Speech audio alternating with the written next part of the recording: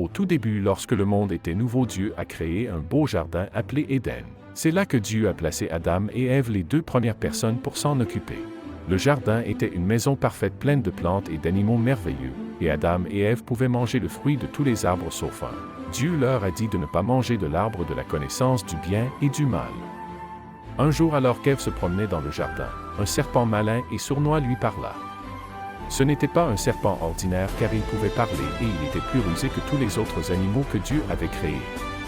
Le serpent interrogea Ève. Dieu a-t-il vraiment dit qu'il ne fallait manger d'aucun arbre du jardin?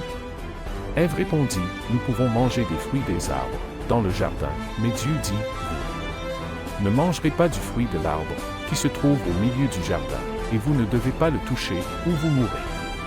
Le serpent, voulant tromper Ève, dit, vous ne mourrez certainement pas, car Dieu le sait, lorsque vous en mangerez vos yeux s'ouvriront, et vous serez comme Dieu, connaissant le bien et le mal.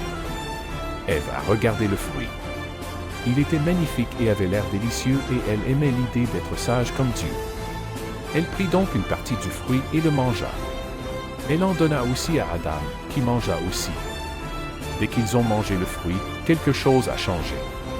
Ils eurent soudain peur et se cachèrent lorsqu'ils entendirent Dieu marcher dans le jardin. Mais Dieu savait ce qui s'était passé.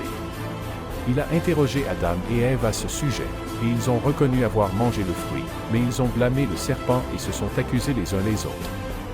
À cause de ce qu'ils ont fait, Dieu a dit que les choses seraient plus difficiles pour eux en dehors du jardin. Ils devront quitter Éden, et la vie ne sera plus parfaite. Mais Dieu leur a aussi confectionné des vêtements avec des peaux d'animaux montrant ainsi qu'il se souciait toujours d'eux. Le serpent a lui aussi été puni.